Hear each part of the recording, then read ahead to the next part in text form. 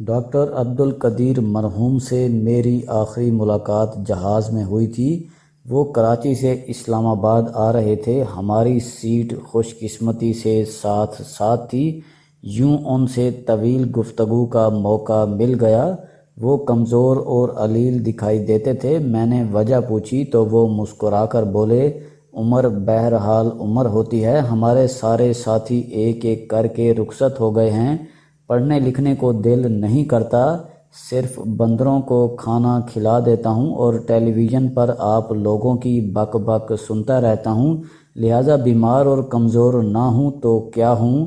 میں نے عرض کیا، آپ نے صرف پاکستان نہیں بلکہ پوری اسلامی دنیا پر مہربانی کی، یہ بہت اعزاز کی بات ہے، پورا ملک آپ کا احترام کرتا ہے، آپ کو کیسا محسوس ہوتا ہے؟ وہ ہنس کر بولے، اچھا لگتا ہے، بلکہ بہت اچھا لگتا ہے، لیکن دنیا کی ہر کامیابی کی ایک قیمت ہوتی ہے، مجھے بھی قیمت ادا کرنی پڑی اور وہ قیمت اب زیادہ محسوس ہوتی ہے۔ میں نے حیرت سے ان کی طرف دیکھا، وہ مسکرائے اور بولے، مجھے سفر کا بہت شوق تھا، میں جرمنی اور ہالینڈ میں تھا تو پورے یورپ میں پھرتا رہتا تھا، چھوٹے سے چھوٹے یورپی دیہات سے لے کر بڑے سے بڑے شہر تک دیکھے۔ جرمنی کی کرسمس بہت شاندار ہوتی تھی، بالخصوص برلن کی کرسمس میں کبھی نہیں بھلا پایا۔ دسمبر میں پورا برلن سفید ہو جاتا تھا اور میں دریا کے کنارے کنارے دور نکل جاتا تھا۔ ایمسٹرڈیم کی ڈیم اسکوائر کی رونق بھی دل کی دیواروں پر چڑھی ہوئی ہے۔ فرینچ کلچر، اسپین کا کھلا پن اور کرتبہ کی گلیاں، یہ سب آدھی رات کے خواب محسوس ہوتے ہیں۔ پاکستان کے ایٹمی پلانٹ نے مجھ سے سفر کی یہ آزادی چھین لی۔ میں سن 1980 کے بعد ملک سے باہر نہ جا سکا۔ افریقہ اور UAE کے چند سفر ہیں، لیکن وہ بھی نہ ہونے کے برابر ہیں۔ ہوٹلوں میں سو کر واپس آ گیا۔ دنیا میں عام لوگوں کی طرح گھومنے پھرنے کی آزادی سے محرومی بہت تکلیف دیتی ہے۔ میرا دل چاہتا ہے میں کندھے پر تھیلا رکھ کر باہر نکل جاؤں، لیکن جا نہیں سکتا۔ ملک کے اندر بھی محصور ہوں، سیکورٹی کے بغیر کہیں نہیں جا سکتا۔ تعزیت کے لیے بھی جانا ہو تو ان کرنل صاحب کو بتانا پڑتا ہے، یہ اجازت دے دیتے ہیں تو چلا جاتا ہوں، ورنہ پرسا دے دیتا ہوں۔ کرنل صاحب ہماری گفتگو کان لگا کر سن رہے تھے، وہ یہ سن کر ہنس پڑے۔ میں نے بھی کہا لگا دیا۔ میں نے پوچھا، آپ کے بارے میں مشہور ہے آپ کو غصہ بہت آتا ہے اور آپ صدر پاکستان بھی بننا چاہتے تھے؟ وہ مسکرائے، غور سے میری طرف دیکھا اور فرمایا، یہ دونوں باتیں درست ہیں۔ میں حیرت سے ان کی طرف دیکھنے لگا۔ وہ بولے، میاں نواز شریف مجھے صدر بنانا چاہتے تھے اور میں بھی راضی تھا۔ آپ اب مجھ سے پوچھیں گے کیوں؟ بات پھر وہی ہے، سفر۔ میں صدر بننے کے بعد بھارتی صدر عبدالکلام کی طرح ٹریول کر سکتا تھا اور یہ میرے لیے بہت بڑا تحفہ ہوتا، لیکن پھر یہ ہو نہ سکا۔ نواز شریف مکر گئے، بلکہ انہوں نے مجھے KRL سے بھی ریٹائر کرنے کا فیصلہ کر لیا۔ میں نے ٹوک کر پوچھا، اس کی کیا وجہ ہو سکتی ہے؟ وہ سنجیدگی سے بولے، میاں صاحب کانوں کے کچے ہیں، لوگوں نے ان کے کان بھر دیے تھے اور انہوں نے یقین کر لیا تھا۔ یہ صرف میرے ساتھ نہیں ہوا، وہ سرتاج عزیز رانا بھگوان داس اور عبدالستار ایدھی کو بھی صدارت کا تحفہ دے کر پیچھے ہٹ گئے تھے، لیکن بہرحال کیا فرق پڑتا ہے؟ باقی رہی غصے کی بات، تو یہ مجھے واقعی آتا ہے اور شدید آتا ہے، لیکن اس کی وجہ ہوتی ہے، میں منافقت، کام میں کوتاہی اور وعدہ خلافی برداشت نہیں کر پاتا۔ میں نے جب کام شروع کیا تو مجھے ہر طرف سے ان تینوں چیلنجز کا سامنا کرنا پڑا۔ میں نے لوگوں پر دباؤ ڈالنا شروع کیا اور یہ مجھے شارٹ ٹیمپرڈ سمجھنے لگے۔ ان میں جنرل پرویز مشرف بھی شامل تھے۔ یہ کرنل کی حیثیت سے کچھ عرصہ میرے ساتھ کام کرتے رہے۔ میں نے ایک دن ان کی گوشمالی کی، یہ خاموش رہے، لیکن دل میں رکھ لیا اور پھر مجھ سے اس کا بدلہ لیا۔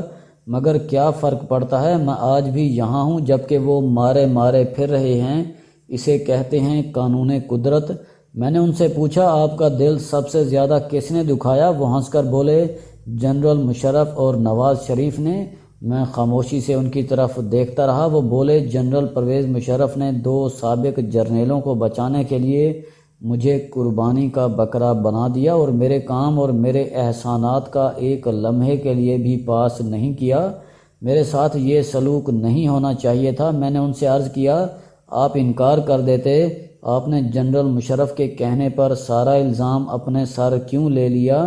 وہ دکھی لہجے میں بولے مجھے چودھری شجاعت حسین نے مجبور کیا تھا، میرے ان کے ساتھ ذاتی مراسم ہیں۔ وہ میرے پاس آئے اور میرے گھٹنوں کو ہاتھ لگا کر کہا ڈاکٹر صاحب ملک کو آپ کی ضرورت ہے، آپ نے اگر مہربانی نہ کی تو امریکہ پاکستان کو دہشت گرد ملک قرار دے دے گا، یہ جوہری پروگرام کو بھی غیر محفوظ ثابت کر دے گا، لہٰذا آپ پاکستان کے لیے الزام قبول کر لیں۔ اور میں چودھری شجاعت حسین کو انکار نہ کر سکا۔ میں نے ان سے پوچھا آپ اگر انکار کر دیتے تو کیا ہوتا؟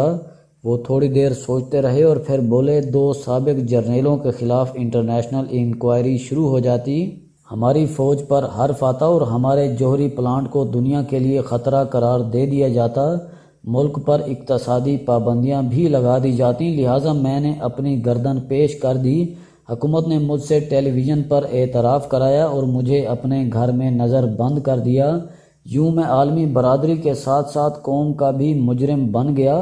میں نے ڈاکٹر صاحب سے پوچھا آپ دن بھر کیا کرتے ہیں؟ وہ بولے اخبارات پڑھتا ہوں، نئی کتابیں پڑھتا ہوں، سعدی شیرازی اور مولانا روم کی مثنوی دوبارہ پڑھ رہا ہوں، ٹیلی ویژن دیکھتا ہوں، کالم لکھتا ہوں اور عزیزوں رشتہ داروں اور دوستوں کے انتقال پر تعزیتی پیغامات تحریر کرتا ہوں اور بس۔ میں نے پوچھا آپ نے اپنا روپیہ پیسہ سنبھال کر رکھا یا ضائع کر دیا؟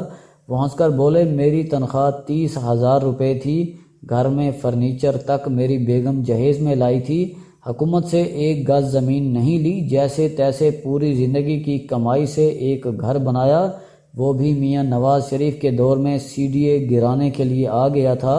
میں نے چودھری شجاعت حسین کو فون کیا، ان کی مہربانی، یہ وزیر داخلہ تھے، یہ ذاتی گاڑی میں بیٹھ کر میرے گھر آ گئے اور بلڈوزروں کے سامنے کھڑے ہو گئے، یہ نہ آتے تو اس دن میرا واحد اثاثہ بھی گر چکا ہوتا۔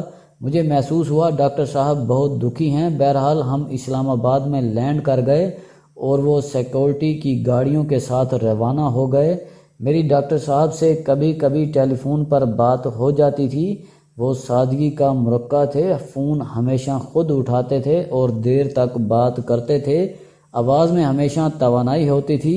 خاندان بھوپال سے آیا تھا، زندگی کے آخری دنوں میں بھوپال کا ذکر کثرت سے کرتے تھے، بھوپالی شہزادیوں کا تذکرہ بھی کرتے تھے اور تعلیمی اداروں کا بھی۔ سن 1952 میں کھوکھرا پار کے راستے پاکستان میں داخل ہوئے، جیب میں ایک پین اور سر پر ٹین کا بکسا تھا، یہ کل اثاثہ تھا۔ تعلیم بڑی مشکل سے پائی، سن 1967 میں ہالینڈ سے میٹالرجی میں ماسٹرز کیا اور سن 1972 میں بیلجیم سے میٹالرجیکل انجینئرنگ میں PhD کی۔ زبانیں سیکھنے کا شوق تھا، اردو فارسی کے ساتھ ساتھ جرمن، ولندیزی، فرینچ اور انگریزی بھی جانتے تھے۔ امسٹرڈیم میں فزیکل ڈائنامکس ریسرچ لیبارٹری میں کام شروع کر دیا۔ یادداشت فوٹوگرافک تھی، لہٰذا تمام جوہری راز ازبر کر لیے۔ سن 1974 میں ذوالفقار علی بھٹو سے ملے اور پاکستان میں جوہری پلانٹ پر کام شروع کر دیا۔ سیٹھ عابد کے بارے میں بھی بتایا کرتے تھے، یہ انہیں پرزے اور میٹیریل بتاتے تھے اور سیٹھ عابد جیسے تیسے منگوا کر ان کے حوالے کر دیتے تھے۔ جنرل اسلم بیگ نے اپنے دور میں پاکستان کے جوہری پروگرام کا آڈٹ کرایا، پتہ چلا 10 برسوں میں صرف $300 ملین خرچ ہوئے ہیں اور اتنی رقم میں 100 میگا واٹ کا پاور پلانٹ نہیں آتا۔ یہ اس لحاظ سے دنیا کا سستا ترین ایٹمی پلانٹ تھا۔ ہمیں یہ حقیقت بھی ماننا ہوگی، ڈاکٹر عبدالقدیر نہ ہوتے تو پاکستان دنیا کی واحد اسلامی نیوکلیئر پاور نہ ہوتا، لیکن سن 1998 کے ایٹمی دھماکوں کے وقت انہیں جان بوجھ کر اگنور کیا گیا۔ یہ اس پروجیکٹ کے بانی تھے، یہ نہ ہوتے تو پاکستان کبھی جوہری منزل نہ پا سکتا، لہٰذا یہ زیادہ عزت کے حقدار تھے۔ ہمیں ان پر جوہری راز بیچنے کا الزام نہیں لگانا چاہیے تھا، اور یہ اگر مجبوری تھی تو پھر مجبوری ختم ہونے کے بعد ہمیں یہ داغ دھو دینا چاہیے تھا۔ ہمیں انہیں اس دھبے کے ساتھ دنیا سے رخصت نہیں کرنا چاہیے تھا۔